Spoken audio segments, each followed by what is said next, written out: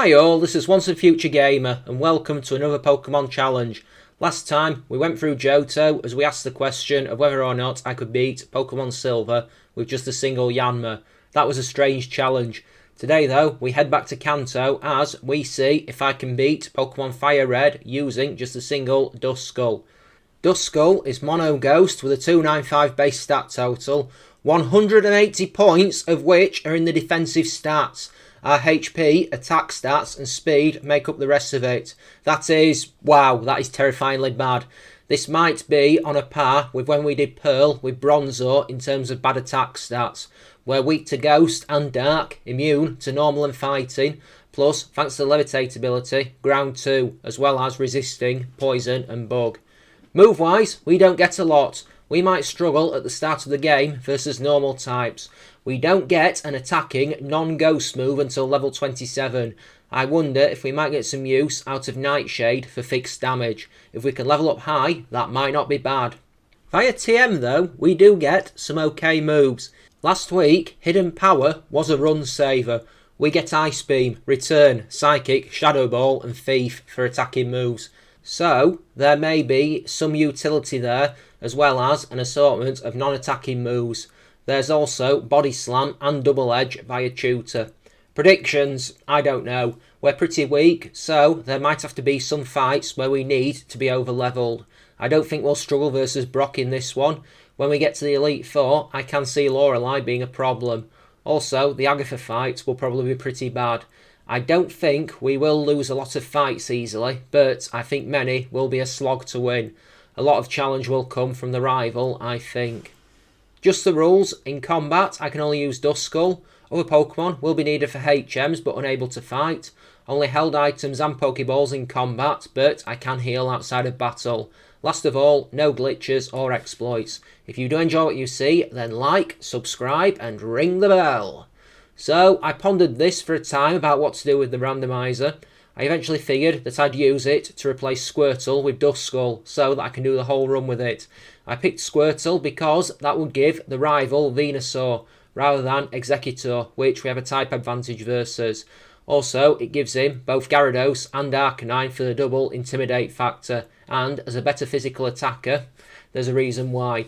I nickname our Duskull Skull Kid, because why not? Largely because I've been thinking about Legend of Zelda a lot recently, and the moniker kind of fits. Or we look like a shy guy from Mario a bit, without the red cloak. Skull Kid has the brave nature, so increased attack and lowered speed. Well, we weren't going to be outspeeding a lot of stuff anyway. So, there's a rival lab fight, and this is pretty one-sided because he's not going to be able to hurt us! Tackle isn't going to affect us, will simply pass through us, and so his Bulbasaur only ever goes for Growl. A pretty ineffective way of fighting us, since with Nightshade we do fixed damage. Sure, it doesn't really hit hard at the moment, but we're in the fast leveling group, so we should be hitting hard very, very soon. I won't be fighting him on Route 22 because, well, we won't be able to hurt his Pidgey at that point. Because I want defense EVs, I set about grinding on Metapod and Kakuna in Viridian Forest because they can't really hurt us back. This is slow because we only get 15 power points on Nightshade and have to run back to the Pokemon Centre quite often. Plus, we are slow, so we can't always run from fights. Eventually, I do also start hitting Caterpie for HP EVs as well, because with the defences we have got, extra health will be handy. In Pewter City, we go to try and make a try on Brock, and I am feeling pretty confident. Normally, Brock can be a tough challenge at the start of the game, but I think we're immune to some of his moves, so this could be a pretty straightforward fight. It's not like he can have his Pokemon tackle us or anything, is it, huh? Geodude is a 2-hit with Nightshade. It only tries to defend itself with Defense Curl to absolutely no avail, as my Reaper takes it to the underworld. Then it's Onix. Now, it can at least hit us with Rock Tomb, and although the speed penalty isn't good, we weren't outspeeding anyway, so it's not debilitating. We also 2-hit his Giant Rock Snake with Nightshade. Easy money, let's move on. Next bit could be tricky because some of the Route 3 trainers do have normal types we can't actually hurt, so I negotiate my way along there until we get to Mount Moon and I can take the Helix Fossil. Why am I mentioning this? You'll have to tell me in the comments. In Cerulean City, because the rival has 2 normal types, I decide to get a little stronger by fighting Misty first. We do have Pursuit and Thief, but neither of them hit hard, and I don't really fancy our chances of one-hitting Pidgeotto with them. Misty's fight goes badly because, although her normal attacks can't hit us, being blasted with stab water pulses throughout the fight isn't pleasant. Staryu is a 2-hit with Nightshade, and moving second each time thanks to our low speed isn't good, as we take a face full of water each time. I hit Starmie with Thief for minimal damage, but continue to get blasted with water pulses, only granted a reprieve when she stops to heal. I reckon Nightshade would 2-hit Starmie, so if I hadn't gone for Thief, I might have won that. I make another try soon after at level 29. I figure we might be a little more resistant this time, plus Nightshade will do that bit more damage. Second time goes a lot better. We're still not faster than either Staryu or Starmie, but Staryu only goes for Harden on the first turn, which gives us a free hit with Nightshade. Water Pulse does confuse us on the second turn, but we never hit ourselves as we down it with a second Nightshade and then turn our attention to Starmie. The bigger Starfish also hits us with Water Pulse blasts, but again, we never hit ourselves in confusion, which is more than lucky if you think about it, and we duly managed to 2-hit it with Nightshade. That gives us badge number 2. Let's go try our hand at the rival then. The fight on Nugget Bridge isn't actually that bad, you know. I figure it could have been worse, especially when, right on the first turn, Pidgeotto sand attacks us. Not good. We also get hit with a few gusts throughout the fight. First turn, I Confuse Ray it, then hit it with Thief and a Crit Pursuit, leaving it weak. It duly hits itself in confusion and we knock it out. Abra is next, and since it can't attack, we easily 2-hit it with Pursuit. Bulbasaur is annoying, we can outspeed and hit it with Nightshade, but it does hit Sleep Powder, and then, while Skull Kid is sleeping, it lashes us over and over and over with Vine Whip attacks for a few turns, before we wake up to take it out with another Nightshade. Rattata is last, and although one of our attacks does miss, I don't think it can hurt us, and we duly end it with Pursuit attacks. Now that was less worrying than I thought it would be. It doesn't take too long before we've got to fight him again on the SS Anne, and we do a bit of exploring on the way there, grabbing some Meowth for the Pickup Brigade. I'm pretty sure Pickup functions differently in Fire Red and Leaf Green than it does in the Hoenn games in Gen 3, so I really can get some good items through this, like rare candies and PP ups. Also, it nets me a Hidden Power TM, which turns out to be the Flying type. Now that could be useful enough, especially considering what the rival used as a starter. Anywho, when we get to fight him, he begins with Pidgeotto, who sand attacks us, but we knock it out with Hidden Power and Thief. Great start. Kadabra is next, and it goes down to 1 Hidden Power, before he sends Ivysaur out to go and fight us. We one-hit that with Hidden Power, before doing the same to his Raticate at the last. That's good. Smooth. Let's move on. Surge is next in his irritating gym. I really cannot put into words just how much I hate this gym puzzle with the pushing of the buttons under the trash cans. The fight itself is quite irritating too, as we face off with Voltorb first. It survives Nightshade on a sliver of health, and we get hit with Shockwave, which we can shrug off.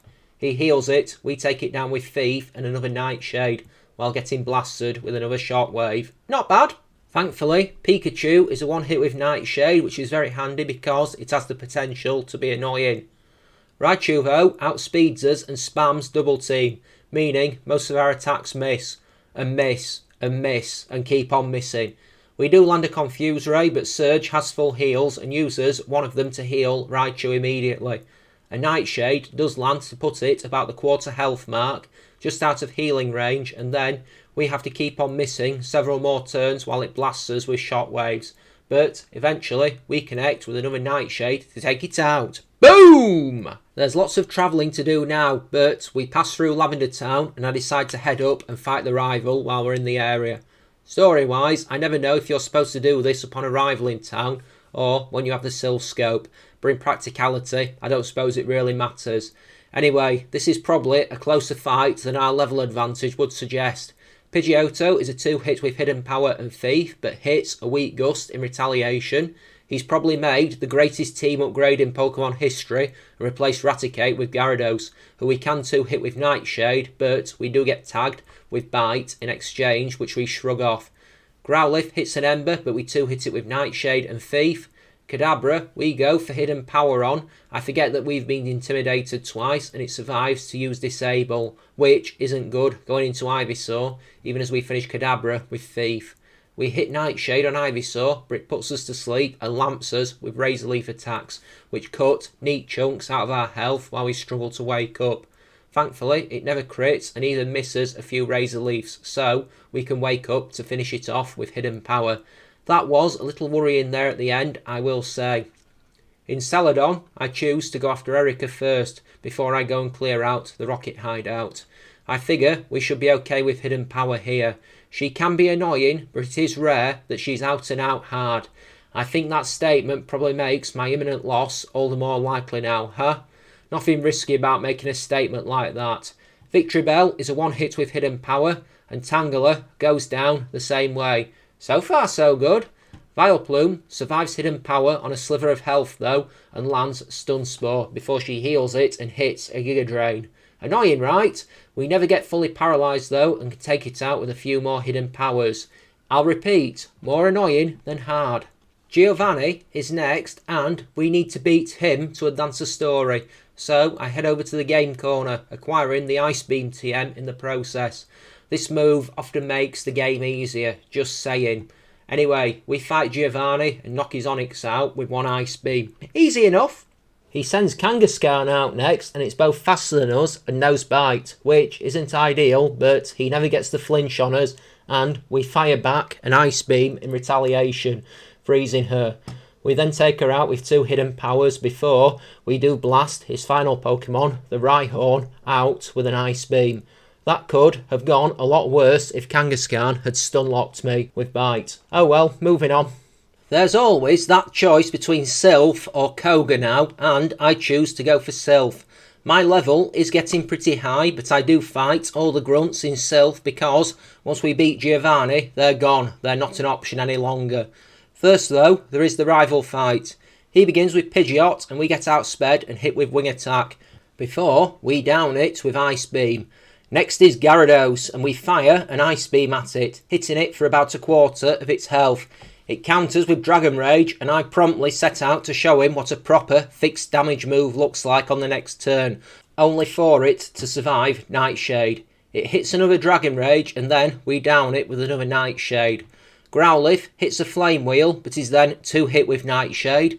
Alakazam uses Reflect and Future Sight, but we also 2-hit that with Nightshade as well. Last is his Venusaur and it's faster than us, it hits Sleep Powder. Now, we do only stay asleep for a short time and eventually we do wake up to hit it with an Ice Beam before we get put straight back to sleep for several turns while its hammers Razor Leaf attacks into us. Imagine if sleep could be broken by being attacked. That would cause a change of tactics in this game a lot. Anyway, eventually we wake up again and blast it with another Ice Beam. Next is Giovanni in the President's office and we are ready to face off with him again. His team is a lot more Nidoranny this time than previously. I think a lot of them struggle with attacks that can hurt us. Nidorino goes down to Nightshade and Hidden Power, only hitting a Poison Sting that doesn't poison us, which makes a nice change. Rhyhorn is a one-hit with Ice Beam. That same move also manages to put paid to most of Nidoqueen's health, who hits a pair of Poison Stings that don't get the status affliction on us before we finish it with Nightshade. Must be some kind of record for getting hit with Poison Sting without being poisoned. Kangaskhan just keeps on tail whipping us and I genuinely don't think it has any attack that can hit us. So I take it out with two Ice Beams and a Hidden Power to beat Giovanni and give us the win. The upcoming opponent is Sabrina, and so I head to take her on. We should be good here. I mean, unlike the Kanto ghosts, Duskull isn't weak to Psychic types. Remember Gen 1 anime when they made out Ghost type was incredible against the Psychic type? Remember the Gen 1 games when that turned out to not be the case? I remember. Anyway, Kadabra goes for Calm Mind, but we down it with Hidden Power. Mr. Mime survives Hidden Power and goes for Barrier. She heals it and we hit it with another Hidden Power and Nightshade to take it out. Now here is a sentence nobody has ever uttered ever before. Sabrina's Venomoth gave me trouble. It confused us first turn and made us hit ourselves a lot. blasted us with Psybeams before finally we broke through and ended it with Hidden Power. Alakazam goes for Calm Mind. We hit Hidden Power and it survives before hitting us with a boosted Psychic that does good damage, but we down it with Nightshade. And that's 5 badgers. Let's go face Koga. Duskull can learn Calm Mind, and I'm wondering if it's a better alternative to Confuse Ray. It'd power up our Ice Beam, and that could be useful in some bigger battles. Koga then. We put her down to Future City and do all that before going to face him in his gym, and it goes pretty badly, I'm not going to lie. Even with a 30 level advantage, I want to power up Ice Beam, so I go for 2 Calm Minds versus Coughing.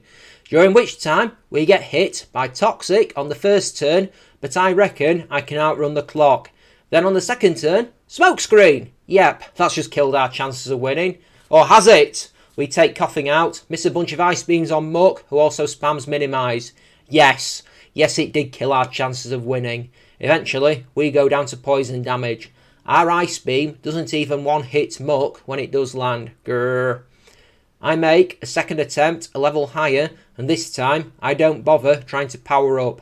Koga is probably the wrong opponent to try and set up on. I take on his Coughing and one-hit it with Ice Beam. That's good, we're already in a slightly better position than the previous attempt. Muck goes down to 2 Nightshades and about half a dozen missed ones as the fight goes on a ridiculously long time, during which time it hits us with a sludge attack that immediately poisons us. Of course it does! Mind you, at least it's not toxic, so the damage will be consistent. It's not going to intensify over time. The good thing about Nightshade is that it keeps him out of healing range. I know Koga's Muck is only ever intended to annoy, but we get the better of it, so that's good. It is genuinely his worst Pokemon in this game for trying to beat. Coughing number 2 goes down to Ice Beam before Wheezing is last. I fire a Nightshade into it for about 3/4 of its health before it hits a weak Sludge on us and we finish it with Ice Beam.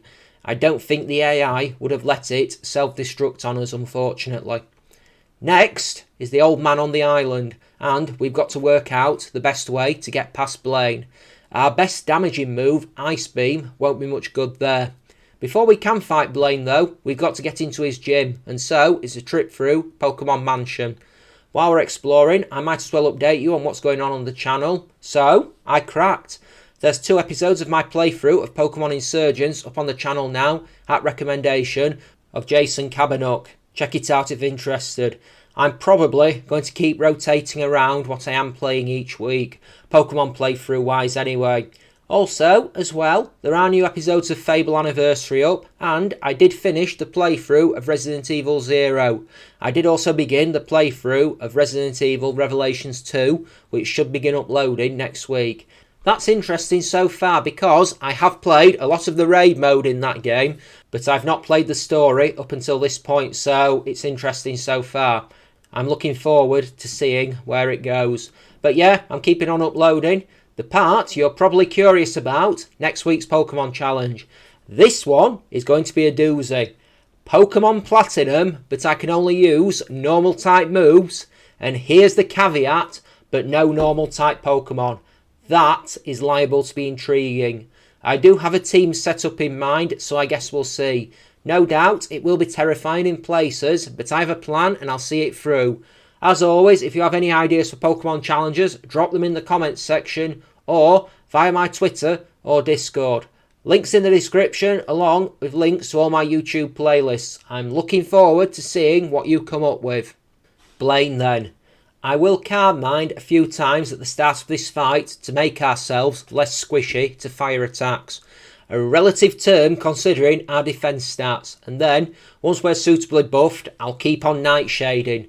We are probably going to get outsped a lot, plus there will be a double Intimidate from Growlithe and Arcanine, so Nightshade is our best attacking option.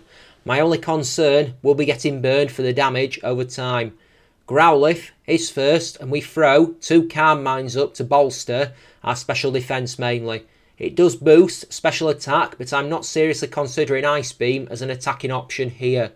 We get hit with 2 Fire Blasts, but they do minimal damage and our leftovers heal a lot of the worst of it. We free hit it with Nightshade, unfortunately.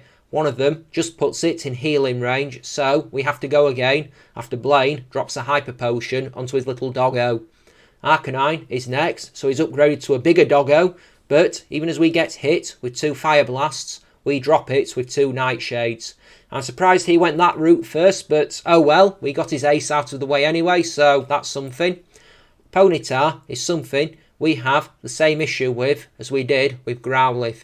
It is just a bit too strong to go down to 1 nightshade, and so we have to hit it with 2 more nightshade attacks after he drops the heal onto it.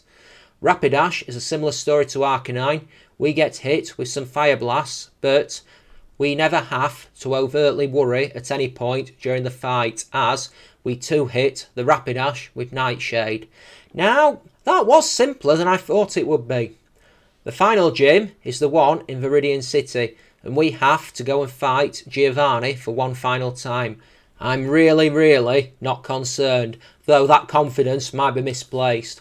I suppose if I can get a Calm Mind off, I reckon I might be able to Ice Beam sweep my way to victory. This is exactly the strategy I set about employing, as when his first Rhyhorn comes out, I throw up a Calm Mind while it goes for Scary Face.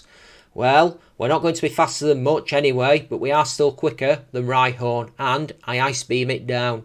Dugtrio tries to strike us with Earthquake, getting an instant reminder of what our ability is as it fails thanks to Levitate, and then we hit it with Ice Beam for the win. Nidoqueen hits a Poison Sting for a whopping 1 point of damage before we down her with Ice Beam. Nidoking goes one better and hits us for 2 points of damage with Poison Sting, poisoning us before we hit it with Ice Beam. Last is his second Rhyhorn, and we one-hit it with Ice Beam. To the Pokemon League, away! Before we can get there though, we've got the Route 22 rival fight, which I missed out on the optional one earlier in the game here, on the grounds that I had nothing to hit his Pidgey with. Well, that's not the case now though, is it? The question remains about where to power up. I don't want to mess around with some of his Pokemon. Pidgeot hits us with Feather Dance. That's fine, I can live with that. At least it wasn't Sand Attack, before we take it out with an Ice Beam.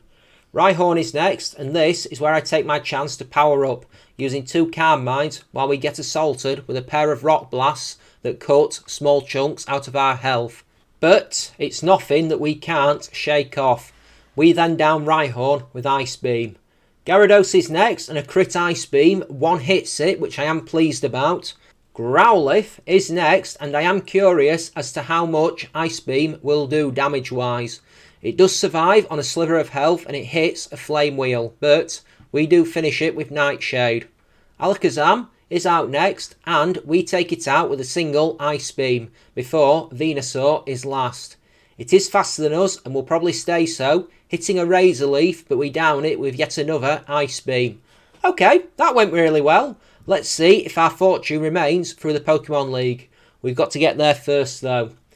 We eventually fight through Victory Road and stand in the Pokemon League at the Indigo Plateau, and here are our stats ahead of the battles at level 83. Our defence stats are impressive. I'm well happy with both of those. With the special defence stat being slightly worse, it's not a massive issue either, considering we have Calm Mind. Our attack stats are pretty indifferent, but we did know that going in. Again, at least we can boost that special attack with Calm Mind to give us an edge.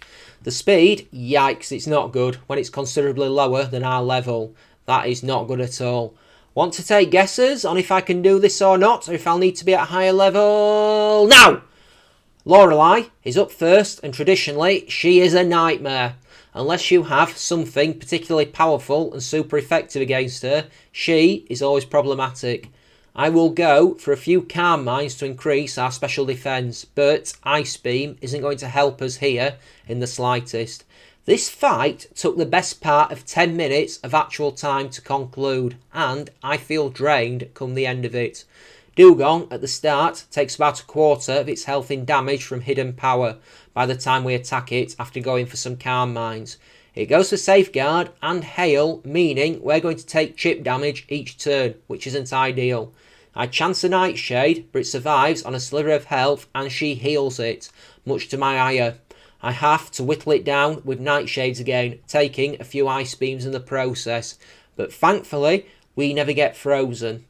Lapras is next, and it confuses us with Confuse Ray. Naturally, we have to hit it with nightshades and hidden powers to take it down, all while getting hit with Ice Beam and Surf attacks.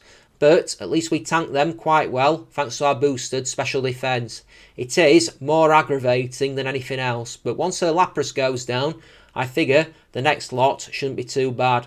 Cloyster is next, and I think it will go for Protect, so I calm mine again, getting that little adrenaline surge when I'm proved right. On the next turn, it does go for Protect again, as I go for Nightshade, which is irritating. We do take it down with 2 Nightshades, but it still feels grueling. Slowbro goes down to Nightshade and a crit hidden power, but does hit us with Yawn as we take it down, meaning that upon beginning the fight with Jinx, we do fall asleep.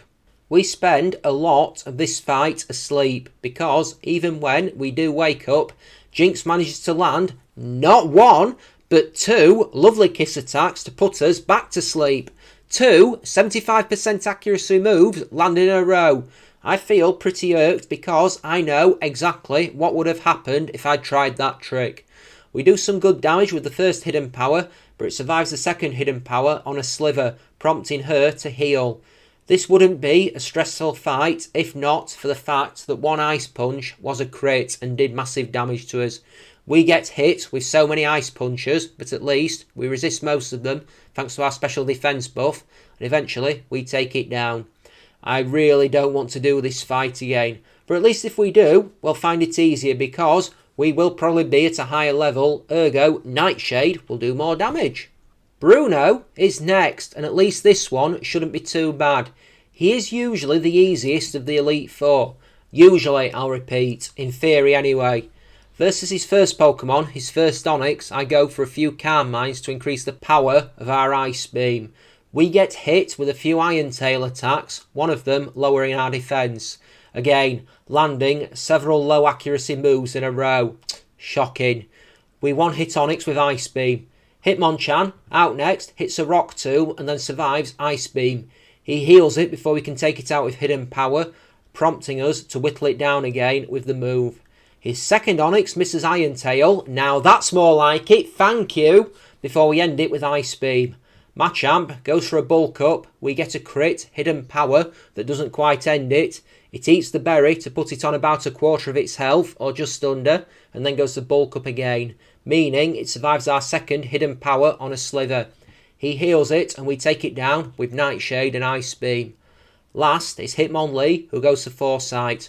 We hit it with Ice Beam, and it misses Mega Kick before we finish it off for the win. Woo! Agatha is next, and I just have a feeling that at some point in this fight, sooner or later, we will end up confused. I just want to get the Calm Minds up and Ice Beam my way through. The first Gengar knows Double Team, so I have a really bad feeling about that. Versus that Gengar, I get 3 Calm Minds up, and it goes for 3 Double Teams. With a really sinking feeling after powering up, this is going to miss, I know it will. I call for Ice Beam, we hit the right Gengar, and it goes crashing down. Well, that was fortunate, I didn't expect that. Hoped, I'll admit, but I expected it to miss. Second Gengar misses Hypnosis and takes massive damage from Ice Beam, getting frozen in the process. It eats the berry, she heals it, and we crash a Hidden Power into it for big damage before, once again, it misses Hypnosis, and we take it out with Nightshade. Golbat lands Air Cutter, but goes down to Ice Beam. Arbok tries a Screech, but we take it out with an Ice Beam, before her final Pokemon, the Haunter, also misses Hypnosis, and we take it out with Ice Beam. I expected that to go a lot worse than it did, I will admit that.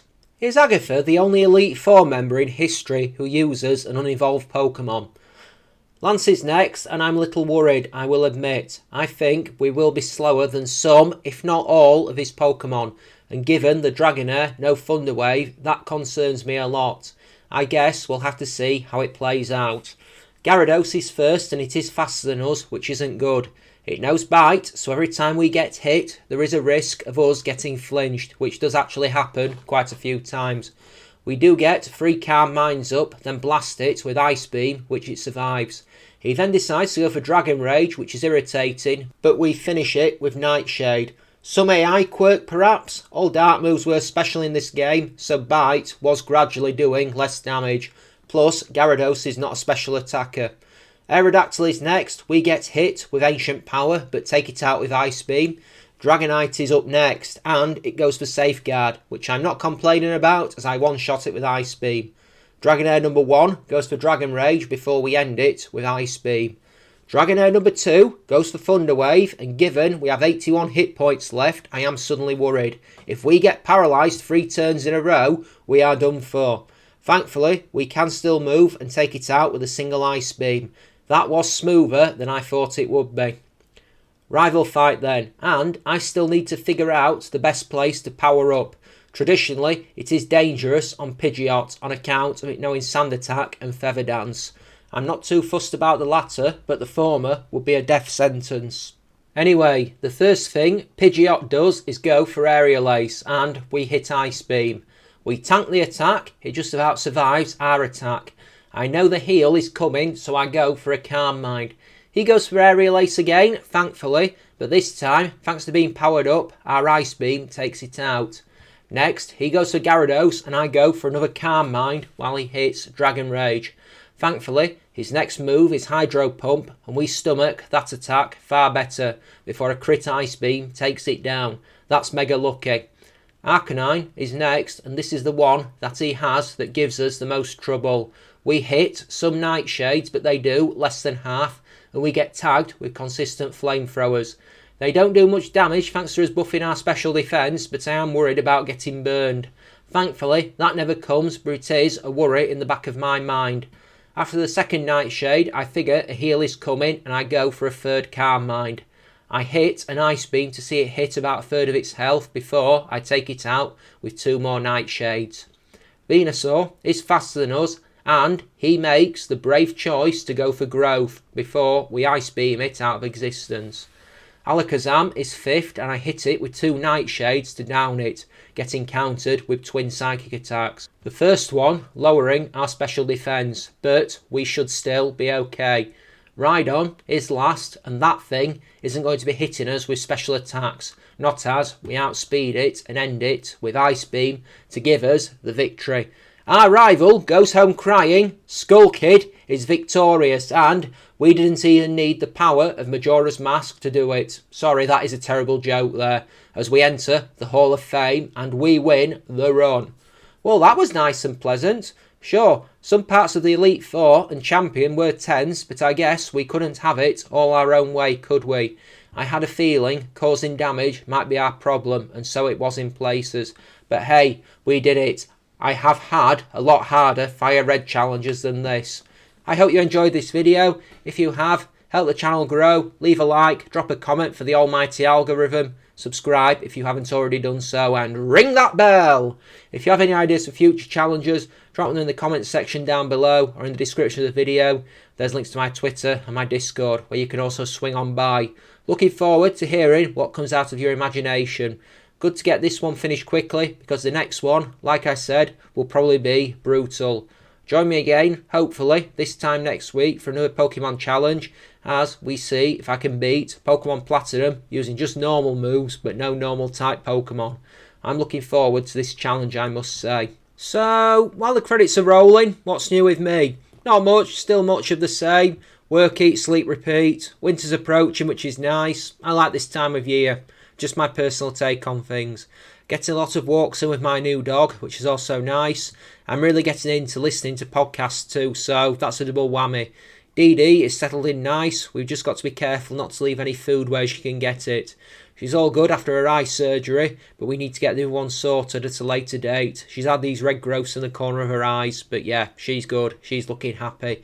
It's been nice having a dog in the house again. It's improved my life after Sophie died. But yeah, that's about the main thing of note. Just enjoying life at the moment. Going to jump off here, but yeah, thanks again for watching. Once again, this has been Once and Future Gamer, and this has been Pokemon Fire Red using just a single Duskull. Take care, folks. Have a great day, and I will see you next time. Bye-bye now.